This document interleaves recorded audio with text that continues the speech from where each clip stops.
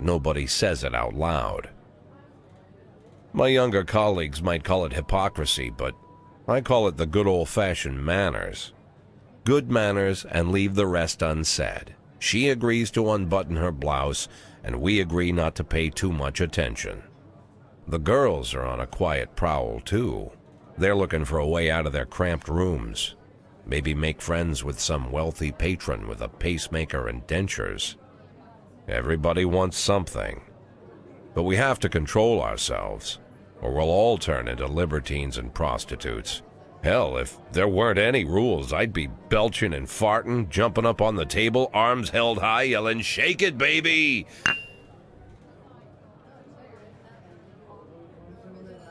No idea how I got so barbaric.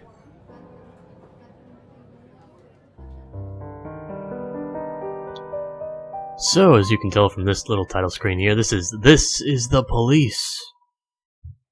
A little game I found by watching Splattercat play it, luckily enough.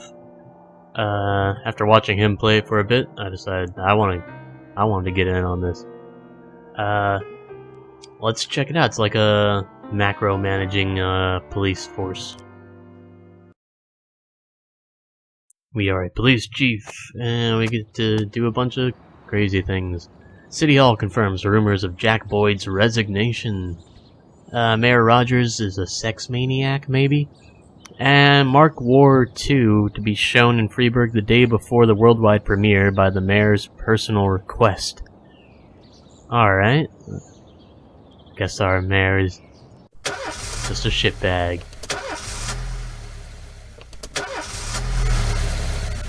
I guess the car that's always broken. I'm gonna try and stay quiet for any of the, When I was story. a kid, my father sometimes told me at bedtime that if I closed my eyes and didn't open them for a long time, all the demons would blow away.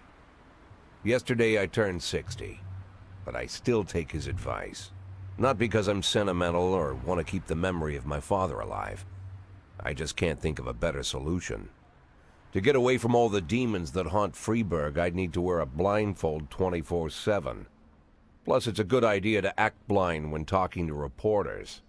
At least that's what my colleagues say. They're afraid of press conferences.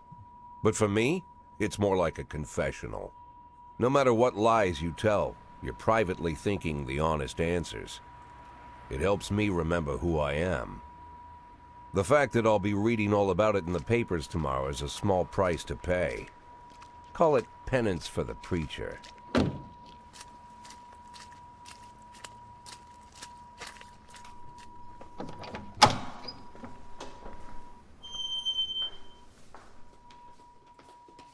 This is the first time I'm afraid of those answers my mind has given me.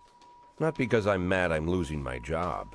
Though it's true, I'm mad as hell. Not because I subconsciously blame everyone else. Though I damn sure do blame them. And don't even ask me what my next move is. I can't imagine. But even that doesn't scare me. The worst thing is, I know I'm gonna have to do something. And I'll be damned if I know how far I'll go. I may have a lot of vices, but predictability isn't one of them.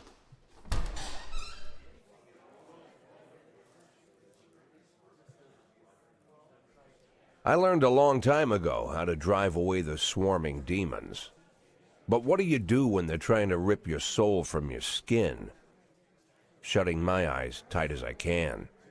The best solution remains the same: play blind. I just hope the reporters think I was blinded by the camera flash.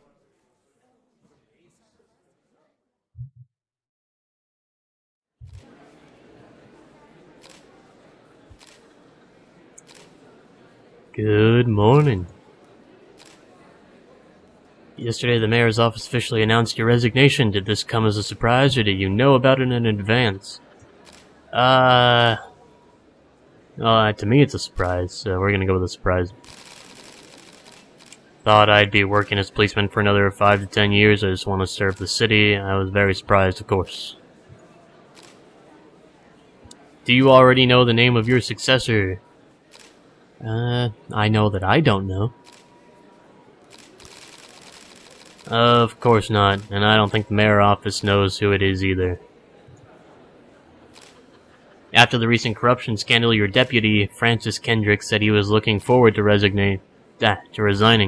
If the mayor offered him your position, would that change his mind? I have no idea. Sounds possible if he thinks the new office would help him serve the city a little longer. Although Kendrick was acquitted, many still believe that the police are cooperating with the Mafia. Do you have anything to say about this? No comment. Usually I prefer to answer all your questions, but in this situation I've got to say no comment. I have no idea if anyone's helping the mob or not. Do you think your personal relationship with the mayor could be the reason behind your retirement? How should I know? You'd better ask him. He probably knows why he's retiring me better than I do. Thank you. Get out of here. How's the back today, Mr. Boyd? Same as usual. How did the press conference go? You can read about it in the newspapers tomorrow. Don't let anyone in. Even Mr. Kendrick? Especially Mr. Kendrick.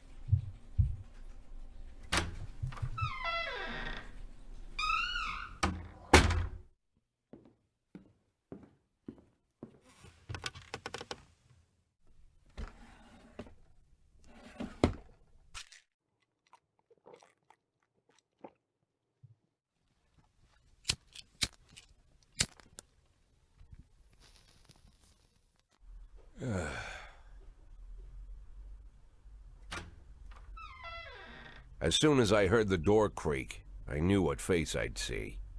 When I tell Emma not to let anyone in, there's only one man it could be. Rude, arrogant, no warning. That's Mayor Rogers in a nutshell. White summer shoes, white socks, white shorts, white polo shirt, and the white smile of a hungry shark. Mayor Rogers enters every room like he owns the place. Even the floorboards under his feet sound like they're creaking an apology. He never shied away from the odd corruption scheme. It's like the devil walks behind him. In the movies, the villains controlling the city play golf with the judges. Rogers plays tennis with them instead. That's about the only difference. Jack, I was hoping to catch you after the press conference. You ran away so quick. There's no smoking at City Hall. No reason for me to hang around. Well, this morning I signed a ban on smoking in all public buildings. Soon you won't be able to smoke here either. Soon enough I won't be here at all. That's what I wanted to talk to you about. The people of this city like you, Jack. The police chief of all people. Don't betray that, Jack. Don't get wrapped up in any schemes. Sit nice and quiet for the next 180 days, and you'll be remembered as a hero.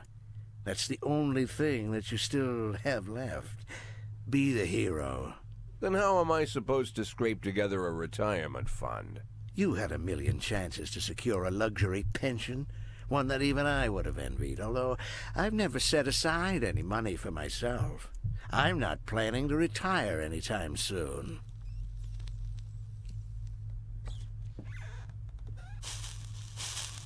"180 days of quiet, Jack. That's all I need. I don't have any problems with you, and you won't have any problems with me. I have a new assistant, Troy Starr. If you have something to tell me, call him. But try not to bother him. He's a busy man." I'll do my best. "And quit smoking up the office. One of my friends will be using it soon."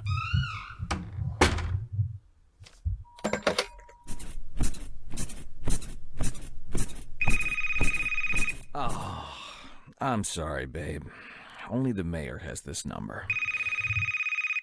Mr. Mayor? Yeah, is this Troy Starr? Yes? Go fuck yourself, Troy Starr.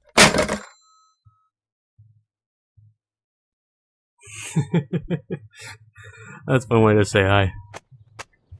Alright, head of culture department owns villa in Italy. Well, I guess that's why he's the head of the culture department. Civil servant's wages won't be raised this year. Well, that sucks. And cleanness of city streets increased by 20%. That's good.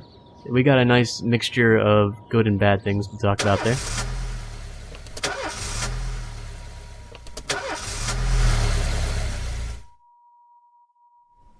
Cops don't use the police station cafeteria anymore. There's some kind of stigma against sitting shoulder to shoulder with your partners. Everybody just takes snacks from the machines or grabs a meal and hammers it down in the corner like a vulture on a corpse. The main thing? Don't look into anyone's eyes. Could be construed as an invitation to sit together. The only people eating here are ghosts.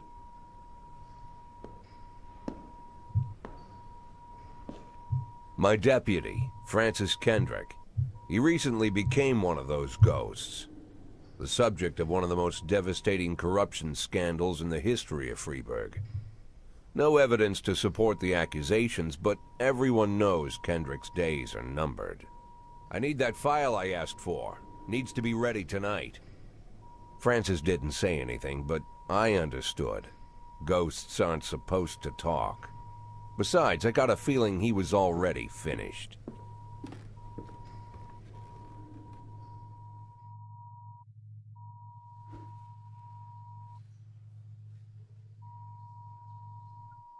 I'm pretty sure I know how to do this after watching other videos.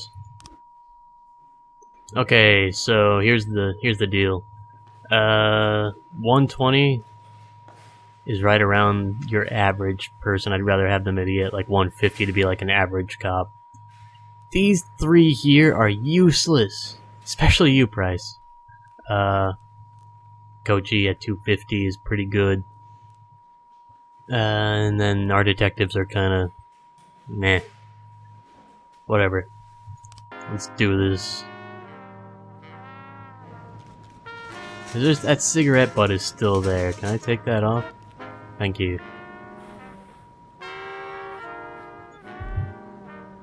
Alright, now we just gotta wait for things to happen. There's a hit and run at the Everyday Mall. A married couple exited a convenience store and saw a van in the parking lot back over a homeless man who'd been digging through a trash can.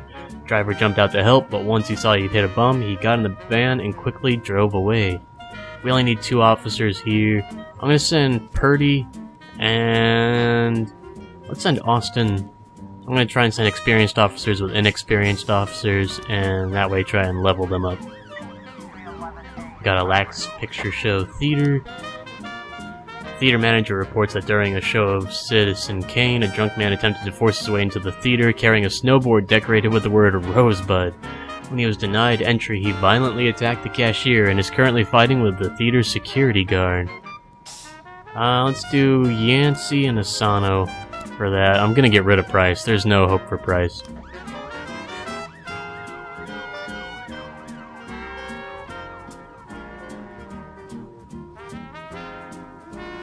Good bit of music going. Okay, so just as a little bit of a heads up here, I'm going to be trying to play as the most straight-laced cop that there is. I don't know how well it's going to do, but we'll see. Alright, so we got that offender there. Austin's up to level 100, so she's almost worth something. Let's see what we got the fight. Offender's been caught. Alright, Asano's up to 110, Yancey's at 230. Things should go well. If I can keep this going. Let's see, 3 teenagers armed with a shotgun robbed a videotape store and made off with their whole collection of adult movies. Wow, come on guys, this is before the internet, I guess. The criminals fled in a car, but the store manager wrote down the car license plate. The owner is one Janet Brown, who lives in the suburbs. Let's do Kochi and Tsubaki here. And hopefully some of our guys will be back in time to stop this fight. A brother and sister clashed with each other over their deceased father's will. According to one of the lawyers, we don't dare separate them and our security guard is off duty tonight. That's unfortunate. Why'd you do that? It's okay, then we'll send...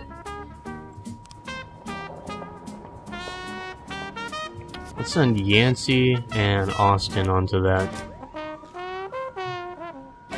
And we'll send Purdy and Asano onto whatever the next thing is. Assault in the ghetto. Passerby saw some teenagers attack an elderly musician, then run away with his guitar and his money. Yeah, Purdy, Asano, and I guess we'll have to send Price. I know we don't have to fill up all the slots, but I'd rather try and keep it safe. I just that robbery in the suburbs. The vehicle in question is parked right outside the Brown residence. The sounds of moaning and loud laughter can be heard through the living room window. Let's see. Let's just do this the by the books way here. Got him. Cool, cool.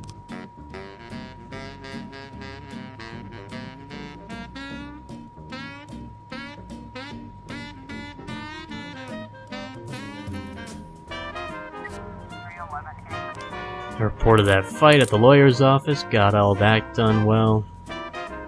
Austin's moving on up. I just gotta worry about the ghetto. There are people to send us back up in case that's needed. But it seems that we got it done. Price is a little bit less of a useless piece of shit, but still is.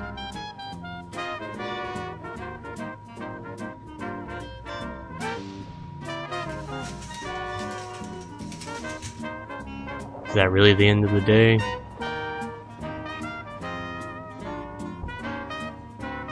Yep.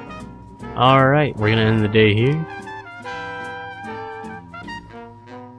Good job to you guys. Moving on to Shift A. We got Stovall, the absolute badass. Van Dahl, who's alright. Robbins, who's alright. Samadhi, who's nah. And then kind of just shit from then on out. Birch and Birch Jr. probably have to go. Roy has to go. Beasley's a good detective. Moser's alright. Used to be, when I asked Kendrick to stay late at the office, he liked to grumble and crack wise. Nowadays, he doesn't have the strength for it. Slumped shoulders, blank stare, wrinkled skin. The past few weeks, I don't hardly recognize my old friend. In his younger years, he reminded me of a gallant royal officer in an old Kipling story. Kendrick isn't just crumbling under the weight of the public pressure, but from the shame of it all. Internal Affairs raided the library he inherited from his grandfather, hoping they'd find buckets of cash stashed in the pages. Heard about the look on his face, the fearless policeman standing helpless in horror. I've known Francis for 30 years. The past 20 years, he's played loose with the law. And I know that at a certain point, every stolen dollar brings more misery than anything else. Probably sounds crazy, but I sympathize with the guy. What can I do? Your friends are your friends, and these are the waters we swim in.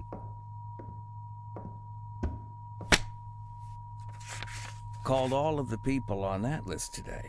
Now they know you're in business. So you could get a call from any of them. You don't need to worry about any of them. I've cleared them all. And what kind of business are we talking here? It's nothing too serious, just like you asked. Should be just a few small favors. Payments will vary depending on the situation and who you're dealing with. How much are you looking to earn? $500,000. $500,000? Why not a whole million? Because everybody wants to take $1 million. Figured I'd try something different. $500,000 in 180 days? Well, you could earn it all above board if you netted all the big fish and hit all your bonuses. Never knew you for a fisherman. Well, you never got into my business, and I'm not trying to get into yours. But be careful about bringing in any other cops. Sooner or later, they'll put the finger on you. And one more thing, Jack. I remember what you said, but I should probably add one more name to that list. Christopher Sand. Sand. Christopher G. Sand. Everyone knows the name, but few could tell you who he is. The old man stays away from the spotlight. Always wears old-fashioned jeans and knitted sweaters. Gives to charity. Rarely attends social events. An avid hunter, I hear. Even dabbles in poetry. You'd never guess he's the head of the oldest and most powerful gang in the city. Goes back as far as his great-grandfather. And Sand is strict about following the old rules. He rarely involves himself in commonplace murders and robberies. Hardly needs to intimidate anyone to get his point across. The people who work for him each have their sphere. They provide protection where needed, even work with the authorities when they want to make a deal. Meanwhile, Sand pulls the strings without getting his hands dirty. People sometimes mistake his quiet approach. A couple years ago, an arms dealer decided to expand its business without asking permission, and his whole family paid the price. In 4 weeks, Sand killed 31 people. Old men, women, even a few teenagers. And Sand's people made sure every paper reported it. Frank, I don't want to hear you say that name again. Jack, please, listen to me. I'm in with these guys. We agreed, Frank. That's not the kind of business I'm into. I don't go there. Never have, never will.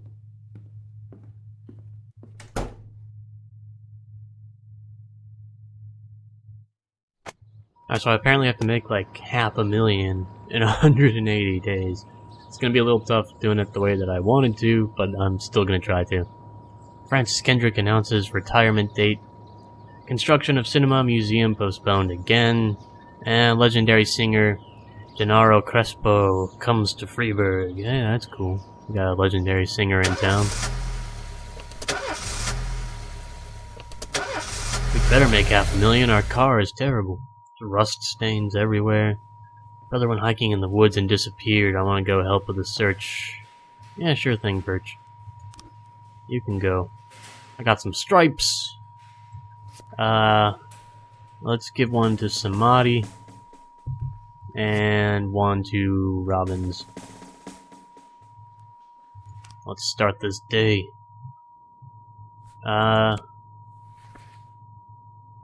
Sweet ginger green. Sure. I mean, why not?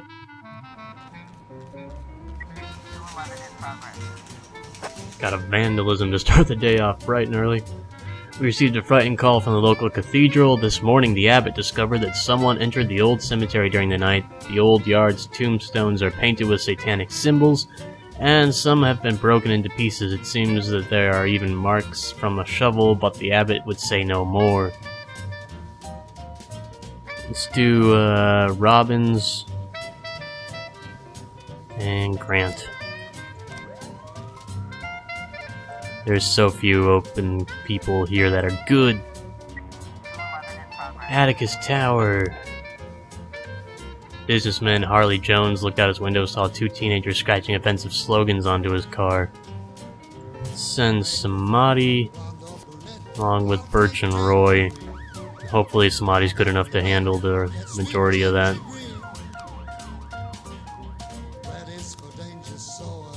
I can get one more detective and one more cop. I definitely want George Mitchell. Hello.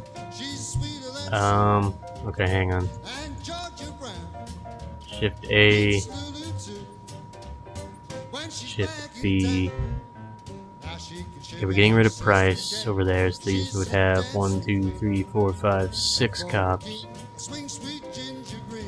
2, 3. Okay, I gotta put you on for Shift A for sure.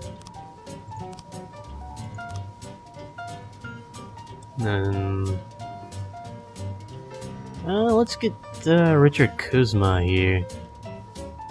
Ah, great! I get to look at where I need a good detective again. It's gonna have to be A. There's only 2 detectives out there. Cool.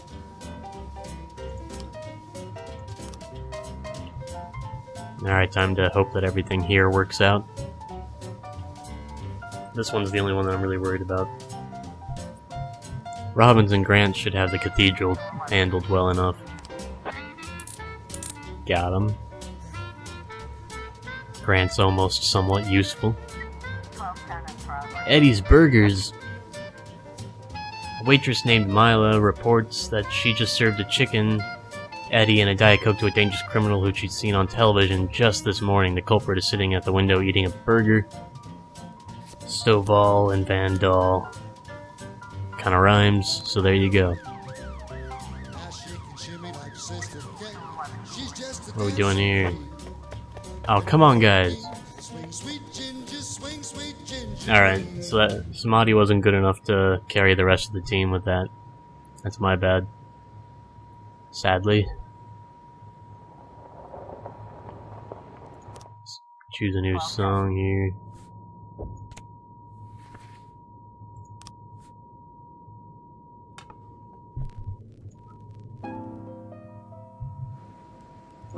What do we got here? Retired Officer Frank Nero. Oh, great. Cool. False call. King Louis nightclub. Mr. Boyd, my bouncer, stuffed himself with Mexican food again, and now he can't get off the can. Meantime, the line outside the club is stretched around the block. Samadhi, redeem yourself.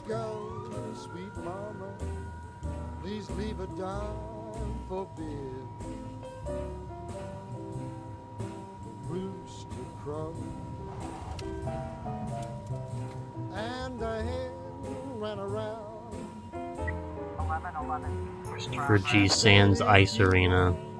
An anonymous call just came in. A clown carrying balloons at the skating rink is selling crack to teenagers. Wow. Let's do Stovall, and I still want Grant. Stovall will definitely carry that. He's a freaking 400. He's gotta be able to do it. Sorry, Chief, but I quit. And one night I pulled in more cash than I earned in a month's working at this dump. Mr. Sorkin said he wouldn't mind taking me on. I guess I just wasn't cut out to be a cop. Thanks, Samadhi.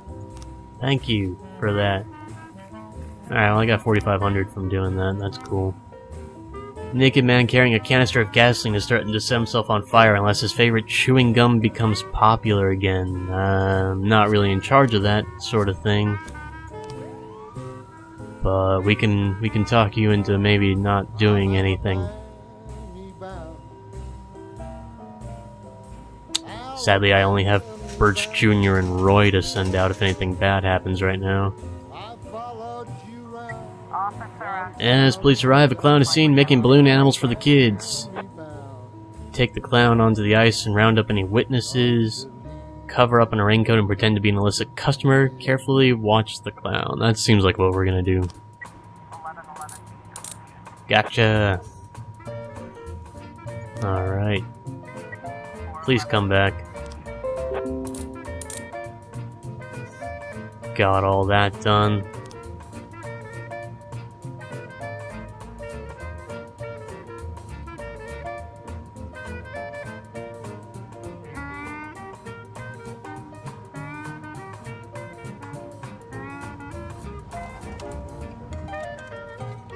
And that's gonna be the end of the day. We lost Samadhi, which is fantastic.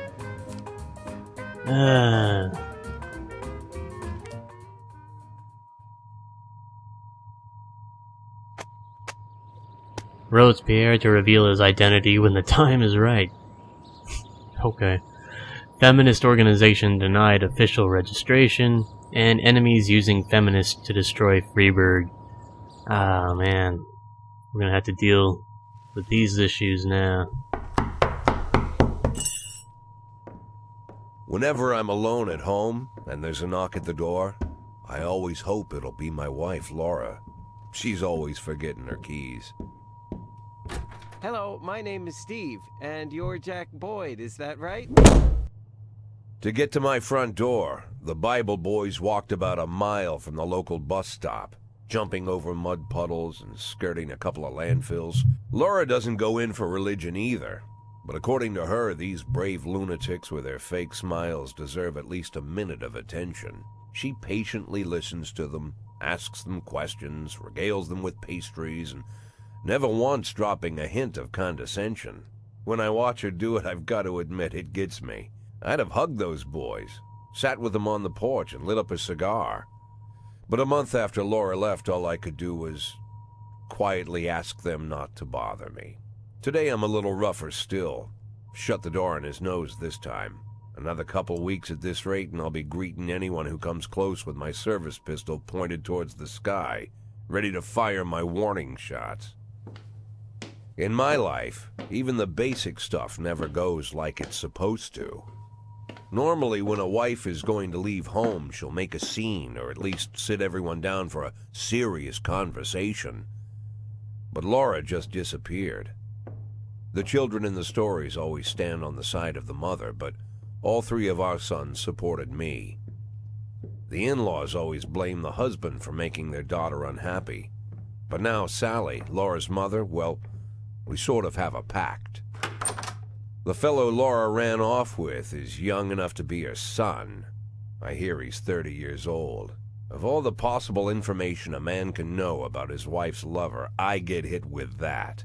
Fortunately, Laura's mother doesn't like the way it sounds either. Sally figures this guy just thought he'd have some fun with a mature woman, but he'll be back chasing college girls before the year is out. So we have an agreement. Sally's gonna track down Laura and try to reason with her, and we'll arrange a meeting. Meanwhile, I'm supposed to not do anything stupid, which of course means anything at all. It's a crazy situation. I'm the police chief, and the person I'm trusting to find my wife is an old woman armed with a phone book. But I can't afford to lose Sally as an ally. So for the moment, I had to swallow my pride.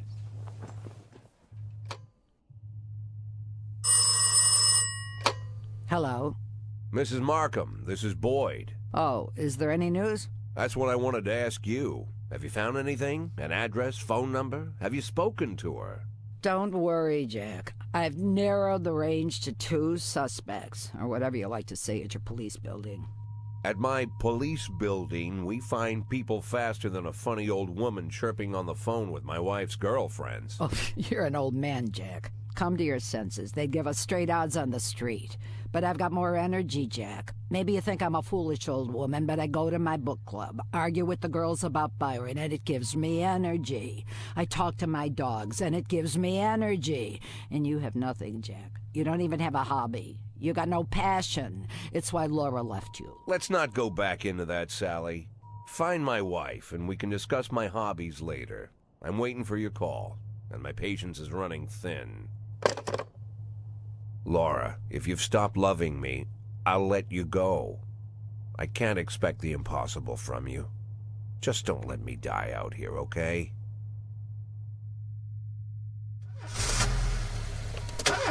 Always nice whenever your wife leaves you and doesn't give you a reason why. Let's just drown ourselves in work. I was up all night reading an exciting detective story. You know what? You can stay home, Price, because you're not going to accomplish anything anyway. Let's just start the day. I like Ginger Green. We're going to stick with you for a bit.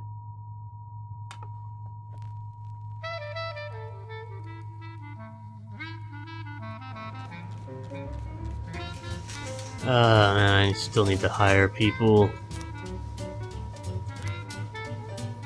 Let's just shift B.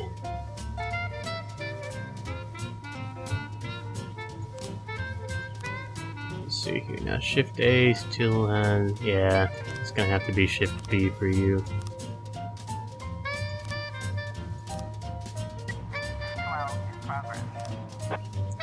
A member of the city's cleaning crew saw an elderly man approaching some expensive cars in the parking lot carrying an long iron rod.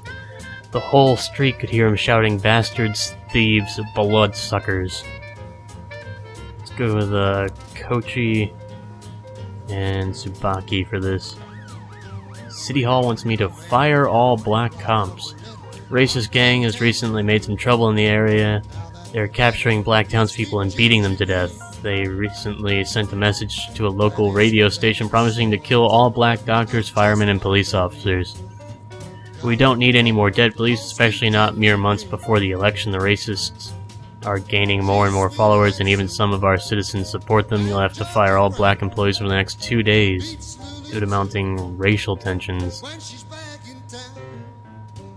No.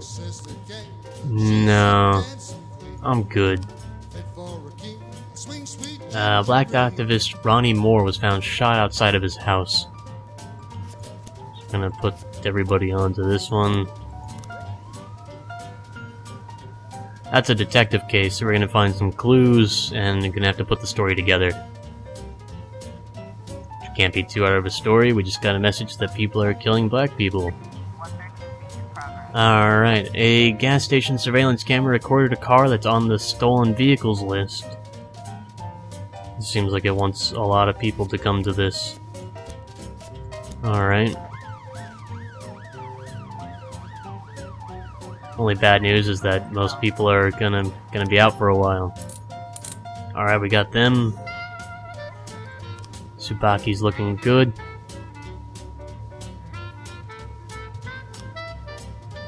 Alright, Mr. Graham said they drove by in a sedan and they shot like a machine gun. I didn't see much. I only heard a few muffled shots. He got what he deserved. He's been causing trouble for a long time, and recently there's been lots of cursing and carrying on. I don't remember the car in the neighborhood was quiet. I never heard any shots. The police these days don't do nothing. I almost died myself. I went to buy some medicine and was nearly hit by some idiot's car. Alright, so we gotta wait for some actual evidence from our guys to show up, but that's what we got from the interviews. It's not a lot, but we'll see what we got. Driver's nowhere to be seen. Let's interview some people. Got him. Nice. These two are getting more and more competent. Alright, Corey Ramsey, mother of several children, has expressed her concerns about a suspicious man wearing bifocals seated on a bench beside a playground. He's been watching the children for over an hour. He's taken several photographs of them. Yeah. Let's go check out this one. Hopefully nothing else happens while these guys are on their way back.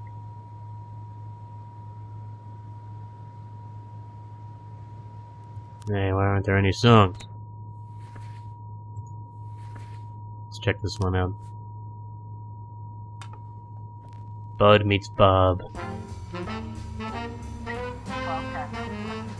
Dragon's Lair Club. Mr. Boyd, I'm opening Freeburb's first martial arts club, and for my first exhibition I wanted to hold a sparring match where one of my students takes on your toughest cop. After the fight, they'll teach your man a few tricks, something that will help him out on the streets. Alright.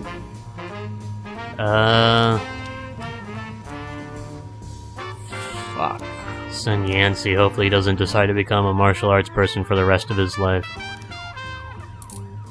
Got the suspicious individual from the park. Tsubaki is now what I consider at least somewhat competent. Got 3 frames here. Open the investigation. He drives by, shoots, and there was a drugstore. Cool.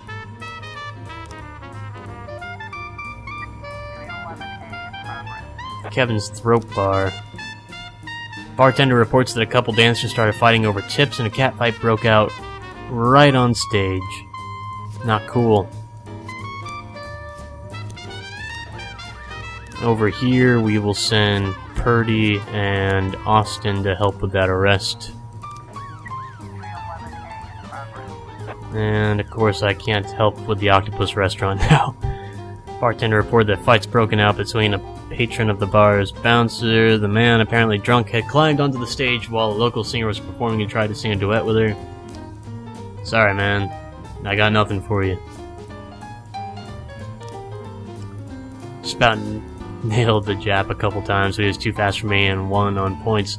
Don't really understand all the rules, so I can't keep track of points very well, but he was alright. He even showed me a few tricks after the match. I got carried away a little and pulled my back. I think I could take the day off, and I can't even say no to him. Alright, so we've lost Yancey. Yeah, the offender escaped there. But now for the more important stuff. On stage are 2 strippers going at it, and it's gone beyond arguing to a full-on catfight. The bouncers are fast asleep, clearly too wasted to handle the situation. The drunk patrons are happily watching the fight. you can draw our service weapons. Listen, girls, cut the crap. This is gonna get serious. Shut off the music and turn up the lights. That's what cops usually do when they show up somewhere. Strippers continue fighting, oblivious to us. Let's try and separate them. Got it. Cool. Yeah, hopefully we can catch this suspect. Got it.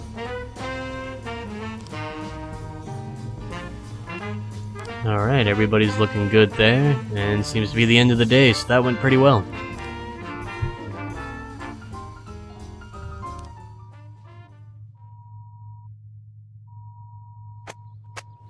Retired police officer Thomas Blaine shoots pregnant woman. Wow, why? Officer Blaine explains, I thought she was a suicide bomber. Fuck you, Blaine. Mayor Rogers, city has no problem with racists. Sure. That's why you want me to fire all my black police officers. Why would a man need a barn? To store all the stuff you can't bring home. About 30 years ago, back when I was young and interested in farming, I carried all kinds of junk home. After a day in the field, I'd come home with buckets, shovels, dirty boots and clothes, and instantly transform the living room. But even back then, there's something I always kept in the barn.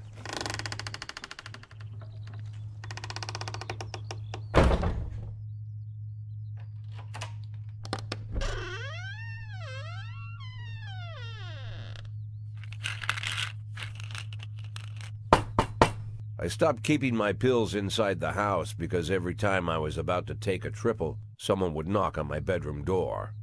Now they're knocking on my barn door. Well, fine. It's not every day that someone comes to visit your barn. In all the years we worked together, Kendrick never came to visit the house. We drank at bars, went fishing, went to the mountains, even chased off some poachers one time. But he never came for dinner with the family. We never watched football over here. And now he's brought his friends to visit my barn. I always try to look unsurprised, like it's an everyday thing to get visitors at the old barn, especially guests with their own personal bodyguards. But Kendrick is sharp enough to see he's caught me with my pants on backwards. Sorry for the surprise, Jack. We saw you from the car. Figured we'd find you in here. I'm going in for a minute, fellas. These guys will wait outside.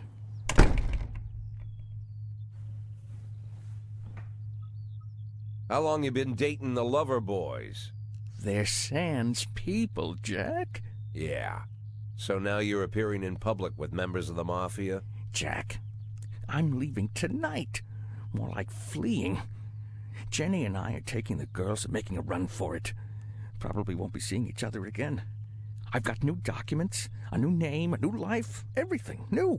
The papers say you're still working your last week for the department. I've got to get out today. I won't be getting another chance. Don't know if you noticed, but the whole city is against me.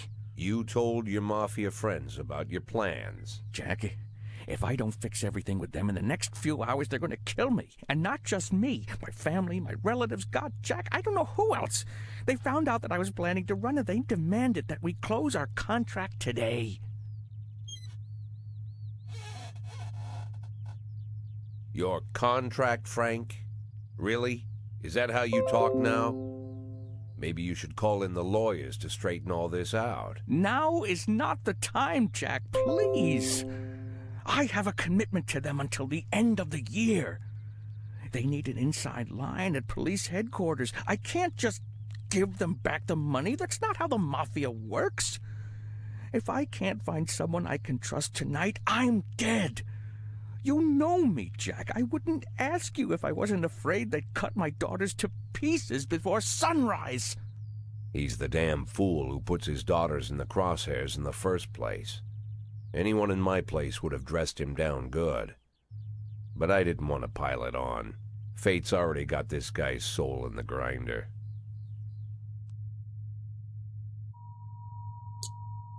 I can't really help you in the way that you want me to. I'm not gonna lecture you, Frank. I don't think I have anything to say that you don't already know. I'm sorry for your family. I wish them all the best of luck.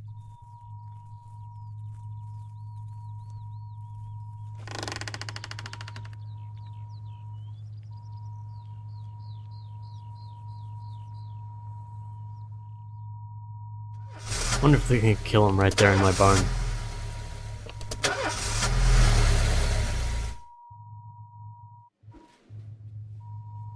Some friends of mine asked me to help out at their animal shelter. Sure, man, you can do it. Today some of my relatives have come to visit. Yeah, you can do that as well. And that's where I'm gonna have to end it for today. Got a little bit of work coming up. I hope you guys enjoyed it. I'll see you guys next time. Bye-bye.